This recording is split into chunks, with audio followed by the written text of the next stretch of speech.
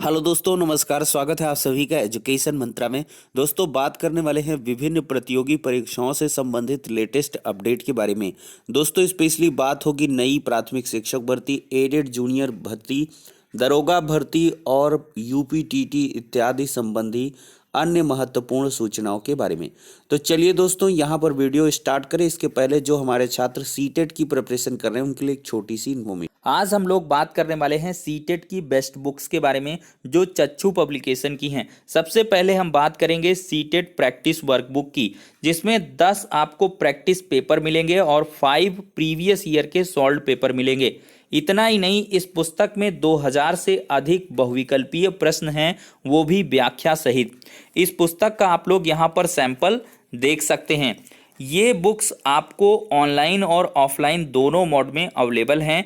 Online के लिए link description box में प्रोवाइड है। ज़्यादा जानकारी के लिए दिए गए नंबरों पर कॉल करें और ऑफलाइन के लिए किसी भी नज़दीकी बुक स्टॉल पर कांटेक्ट कर सकते हैं। चच्चू पब्लिकेशन की तरफ से आपको सीटेट की संपूर्ण गाइड बुक भी मिलने वाली है। सीटेट के English, maths, EVS, Hindi, Sanskrit, practice workbook, CTET and TET के प्रीवियस ईयर के क्वेश्चन पेपर, सीडीबी की बुक भी अवेलेबल हैं। तो देर किस बात की, चच्चू पब्लिकेशन की बेस्ट बुक के साथ अपनी प्रिपरेशन को बूस्ट। दोस्तों, जैसा कि चुनावी महकमा चल रहा है, अब चुनावी अंदाज में पार्टियों ने प्रचार करना स्टार्ट कर दिया है। और अमिताभ अग्निहोत्री जी के ट्वीट के अकॉर्डिंग देखा जाए तो 10 जनवरी के बाद कभी भी चुनाव आचार संहिता लग सकती है। तो ऐसे में देखा जाए कि 50 दिन का अवसर बच रहा है। इन 50 दिनों में बहुत सारे बड़े फैसले योगी सरकार के द्वारा लिए जा सकते हैं, जिसमें से नई प्राथमिक शिक्षक भर्ती, शिक्षा मित्रों के भविष्य पर फैसला, ये सब निर्भर करता है। तो देख सकते हैं दोस्तों, अमिताभ अग्निहोत्री जी के इस मैसेज के अकॉर्डिंग यूपी में सरकार के स्तर पर जो कुछ बड़ा होना है उसके लिए लगभग 50 दिन मानकर चलिए। इसमें जेवर एयरपोर्ट से लेकर काशी विश्वनाथ धाम सब कुछ शामिल है। नई शिक्षक भर्ती, शिक्षा मित्र, अनुदेशक, होमगार्ड, दरोगा भर्ती, इन सब मसलों का भाग्य भी इन्हीं 50 दिनों में तय हो जाएगा। तो जी हाँ दोस्तों, ये कुछ बड़े फैसले हैं जो योगी सरकार के द्वारा लिए जा सकते हैं और इनके लिए मात्र 50 दिन ही शेष रह जा रहे हैं। तो नई प्राथमिक शिक्षक भर्ती को लेकर ऐसे अभ्यर्थी जो निराश हैं कि नहीं आएगी भाई, अब कुछ नहीं होगा, तो अभी भी पर्याप्त समय है। अगर यूपीटीटी के बाद एक बड़ा आंदोलन छात्रों के द्वारा किया जाता है और सरकार पर दबाव बनाया जाता है विज्ञापन के लिए, तो अवश्य ही यहाँ पर एक बड़ी अनाउंसमेंट देखने के लिए मिल सकती है। वैसे भी सरकार ने अभी अपने पत्ते नहीं खोले हैं। उनके मन में क्या चल रहा है, वो क्या कुछ प्लानिंग करके बैठे, कोई नहीं जानता। और हमेशा से योगी सरकार की अगर कार्य पद्धति देखा जाए तो इन्होंने चरणबद्ध तरीके से कार्यों को अंजाम दिया है। तो उसी क्रम में देखा जाए तो यूपी टेट के एग्जाम के बाद इनके द्वारा हर बार शिक्षक भर्ती दी गई है। तो इस बार भी चाक चौबंद को देखते हुए ऐसा नजर आ रहा है कि यूपी टेट इतने बड़े पैमाने पर, इतनी बड़ी व्यवस्थाओं के बाद कराने के बाद क्या प्राथमिक शिक्षक भर्ती का विज्ञापन जारी नहीं होगा, ये स्वयं में नागवार लगता है। तो ऐसी बिल्कुल सी उम्मीदें हैं कि यहाँ पर एक नई प्राथमिक शिक्षक भर्ती का बड़ा ऐलान किया जा सकता है, वो भी दिसंबर आखिर में। अगर दिसंबर आखिर में भी विज्ञापन जारी हो जाए तो इसमें कोई बड़ी बात नहीं होगी। इस शिक्षक भर्ती का एग्ज़ाम करवा लेना और इसके बाद तो आप जानते ही हैं नियुक्ति प्रक्रिया नहीं होगी, लेकिन बाद में ये भर्ती पूर्ण हो जाएगी, इसमें कोई दो राय नहीं होने वाली है। तो फिलहाल के लिए दोस्तों, अभी भी नई प्राथमिक शिक्षक भर्ती, शिक्षा मित्रों के भविष्य इत्यादि का जो फैसला है इन्हीं 50 दिनों पर जो है निर्भर करता है। तो आप सभी को एकजुट रहने की विशेष आवश्यकता है और समय समय पर ट्विटर अभियान और भी प्रकार के जो छात्र आंदोलन होते हैं उनमें आप लोग हिस्सा भी ले सकते हैं। जैसा कि 30 नवंबर को एक बड़ा आंदोलन प्रयागराज में होने वाला है और इसमें शामिल होगा जो है युवा मंच, और प्रतियोगी मोर्चा भी अपनी तैयारियां कर रहा है, प्रतियोगी छात्र मोर्चा, उसके द्वारा भी एक बड़ा आंदोलन किया जाएगा नई प्राथमिक शिक्षक भर्ती और टीजीटी पीजीटी भर्ती विज्ञापन के लिए। कर्मचारियों की भी यहाँ पर सक्रियता देखने के लिए मिल सकती है। एनपीएस ओपीएस एनपीएस का विरोध, ओपीएस की मांग को लिए बड़े बड़े जन आंदोलन यहाँ पर किए जा रहे हैं। किसान आंदोलन की सफलता के बाद जितने भी आंदोलन थोड़े से फीके पड़ रहे थे, तो उनमें कहीं न कहीं जान आ गई है। तो ये सब चीज़ें यहाँ पर निर्भर करने वाली हैं। अब दोस्तों हम बात करते हैं परीक्षा नियामक प्राधिकारी का जवाब है सबसे महंगा। जी हाँ दोस्तों, एक बड़ा मुद्दा है। परिषदीय और सहायता प्राप्त जूनियर हाई स्कूल की शिक्षक भर्ती के साथ ही उत्तर प्रदेश शिक्षक पात्रता परीक्षा यूपी टेट की जिम्मेदारी उठाने वाली संस्था पीएनपी कार्यालय का जवाब सबसे महंगा है। पीएनपी अपनी परीक्षाओं के प्रत्येक प्रश्न पर आपत्ति करने के लिए अभ्यर्थियों से 500 रुपये लेता है। इसे लेकर प्रतियोगी छात्रों में नाराजगी भी है। नाराजगी का वाजिब कारण भी है। छात्रों का कहना है कि उत्तर प्रदेश लोक सेवा आयोग, उत्तर प्रदेश उच्चतर शिक्षा सेवा आयोग और उत्तर प्रदेश माध्यमिक शिक्षा सेवा चयन बोर्ड जैसी संस्थाएं प्रश्नों पर आपत्ति के लिए 1 रुपये शुल्क नहीं लेते। एसएससी की बात करें तो 100 रुपये शुल्क लेता है। आपत्तियों के शुल्क से ही लाखों की कमाई हो जाती है। पीएनपी को आपत्तियों के शुल्क से ही लाखों रुपए की कमाई होती है। एडेड जूनियर हाई स्कूल में सहायक अध्यापक के 1504, प्रधानाध्यापक के 390 पदों पर भर्ती के लिए 17 अक्टूबर को हुई परीक्षा के प्रश्नों पर 754 आपत्तियां आई थी। इन आपत्तियों से ही 4.25 लाख रुपए से अधिक की कमाई हो गई। हालांकि आपत्ति सही मिलने पर अभ्यर्थियों को फीस वापस भी की जाती है। अब देखा जाए तो पीएनपी सचिव का बयान है कि परीक्षा के प्रश्नों पर बहुत से लोग बेवजह आपत्तियां करते हैं, जिससे पूरी प्रक्रिया बाधित होती है। इसलिए प्रत्येक प्रश्न पर 500 रुपये फीस रखी गई है ताकि तथ्यहीन और निराधार आपत्तियां ना मिले। आपत्तियां सही होने पर फीस वापस भी की जाती है।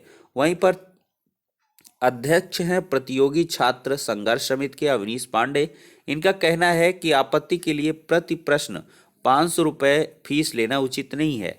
पहली बात तो विषय विशेषज्ञों को ऐसे प्रश्न पत्र बनाने ही नहीं चाहिए जिस पर आपत्ति हो, और फिर भी यदि कोई आप में कमी है बताना चाहे तो यह शुल्क उसे हतोत्साहित करता है। परीक्षा फॉर्म भरने से लेकर आपत्ति करने और वह भी मान्य न होने पर मुकदमेबाजी तक में बेरोजगार कहाँ से रुपए खर्च करें। ये बिल्कुल सही बात कही गई इनके द्वारा कि प्रश्न आप ऐसे क्यों बनाते हैं जिससे कि आपत्तियां आए। इतना सटीक पैनल आप रखिए विषय विशेषज्ञों का कि उनके द्वारा कोई भी विवादित प्रश्नों को जगह ही ना दी जाए, कोई गुंजाइश ही ना बने। उसका 3 से 4 बार रिव्यू करवाइए, क्रॉस रिव्यू करवा सकते हैं। बहुत सारे क्वेश्चंस तो वैसे टेकअप किए ही जाते हैं और फाइनलाइज उसमें कौन से क्वेश्चन होते हैं ये तो जो है किसी को नहीं पता रहता, काफ़ी गोपनीय रहता है। तो ऐसे प्रश्नों का जो पहले से विश्लेषण किया जा सकता है और इसके बाद ही जो निर्विवाद प्रश्न है उन्हीं को परीक्षा के प्रश्न पत्रों में जगह दी जाए। देखिए, शुल्क का पैमाना है 500 रुपये पीएनपी लेता है, एसएससी 100 रुपये लेता है, लोक सेवा आयोग कुछ नहीं लेता, माध्यमिक शिक्षा सेवा चयन बोर्ड भी फ्री में निस्तारण करता है। तो ये एक बड़ा मुद्दा है, छात्रों को इस पर नाराजगी भी है। अब दोस्तों फटाफट जो अन्य अपडेट है उनको डिस्कस करते हैं। देखा जाए तो दोस्तों यूपीटीटी में नज़र रखेंगे कंट्रोल रूम के 40 कैमरे। उत्तर प्रदेश उत्तर प्रदेश में पीएनपी के द्वारा 28 नवंबर को होने वाली यूपी टेट को नकल विहीन कराने के लिए केंद्रों की वेबकास्टिंग यानी कि लाइव सीसीटीवी सर्विलांस की जाएगी और पीएनपी कार्यालय के कंट्रोल रूम में करीब 40 कैमरे लगाए जा रहे हैं। इसके माध्यम से परीक्षा केंद्रों पर नकल करने या नकल कराने वालों पर सीधी नज़र रखी जाएगी। तो एक बड़ी व्यवस्था इस बार की गई है। परीक्षा केंद्रों पर केंद्र व्यवस्थापक, पर्यवेक्षक, स्टैटिक मजिस्ट्रेट आदि को सिर्फ कीपैड वाला मोबाइल कैमरा रहित फोन ले जाने की इजाज़त है। कक्ष निरीक्षक कोई भी मोबाइल नहीं रख सकेंगे। ये एक बड़ा परिवर्तन किया गया है। यहाँ पर दोस्तों देखा जाए तो चिकित्सा विभाग में निकली है 972 पदों की भर्ती। बात कर रहे हैं प्रदेश की चिकित्सीय व्यवस्था दुरुस्त करने के लिए लगातार प्रभावी कदम उठाए जा रहे हैं। सरकारी अस्पतालों में संसाधन बढ़ाने के साथ खामियां दूर करने का काम युद्ध स्तर पर चल रहा है। इसी कड़ी में उत्तर प्रदेश लोक सेवा आयोग ने 972 पदों की भर्ती निकाली है। सबसे अधिक आयुष विभाग के अंतर्गत चिकित्सा अधिकारी, सामुदायिक स्वास्थ्य, आयुर्वेदिक एवं यूनानी की 962 पदों की भर्ती निकली है। सभी पद सीधी भर्ती के तहत भरे जाएंगे। अगर देखा जाए तो अवर अभियंता व वास्तविक चयन की जो परीक्षा है 19 दिसंबर को होगी और आरओ की परीक्षा यहाँ पर 5 दिसंबर को होने वाली है। ये सारी इन्फॉर्मेशन कल के वीडियो में दी गई थी। अब देखते हैं दोस्तों, पुलिस भर्ती परीक्षा में फर्जीवाड़ा, 3 गिरफ्तार। एसटीएफ की गोरखपुर इकाई ने किया पर्दाफाश। नकल कराने या साल्वर से पेपर हल कराने के लिए 15-15 लाख की वसूली ये करते थे और 15 लाख में ये दरोगा बनाते थे। ये बरामद हुआ 1,61,000 रुपए नगद, 2 अदद Aadhaar card, 1 DL, 3 mobile phone, 4 pen drive, 1 PAN card और 1 निर्वाचन कार्ड। सीसीटीवी फुटेज बंद कर करते थे गड़बड़ी। एसटीएफ के प्रभारी निरीक्षक के मुताबिक पूछताछ में आरोपियों ने कई राज उगले हैं। नित्यानंद गौड़ ने पूछताछ के दौरान बताया कि 15 व 16 नवंबर को रजनीश दीक्षित ने 2 अभ्यर्थियों के रोल नंबर की स्लिप दी थी। इसमें से एक का सरनेम परिहार था और जिन्हें मुझे अभ्यर्थी की जगह ले जाकर बैठा देना था। और एससी यहाँ पर देखा जाए एनएसईआईटी के क्लस्टर हेड अनुभव सिंह की सहायता से यह अभ्यर्थी अपना बायोमेट्रिक लगाने के बाद बाहर चला गया। फिर साल्वरों को परीक्षा हाल के अंदर लाया गया। सेनापति ने पूछताछ में बताया कि आशीष शुक्ला, दीपक, दिवाकर ने परीक्षा केंद्र का सीसीटीवी फुटेज बंद करवाया था और इनकी मदद से दीपक और दिवाकर ऑनलाइन परीक्षा में साल्वर को बैठाते और नकल कराते थे। तो ये धोखाधड़ी का एक बड़ा मामला और बड़े राज यहाँ पर उगले गए हैं। यहाँ पर देखा जाए तो शिक्षक भर्ती के अभ्यर्थियों ने घेरा विधान भवन। पुलिस ने बलपूर्वक बसों से भेजा इको गार्डन। दिन भर चला हंगामा, प्रदर्शनकारियों व पुलिस में हुई झड़प। और ये मामला है 69,000 शिक्षक भर्ती में आरक्षण अनियमितताओं को लेकर। यहाँ पर देख सकते 15 लाख में दरोगा बनाने वाले गिरोह को भी दबोच लिया गया है। एसटीएफ ने खुलासा किया है, केंद्र संचालकों से साठगांठ कर यह गिरोह बड़े पैमाने पर अभ्यर्थियों को दरोगा की परीक्षा पास कराने वाला था। एसटीएफ के गिरोह के 3 सदस्यों की तारामंडल इलाके से इन्हें दबोचा गया है। भदोही में क्लोन चेक बनाकर ठगी करने में 9 गिरफ्तार हुए हैं। तो इस प्रकार के ये फर्जीवाड़े का जो भंडाफोड़ है लगातार हो रहा है।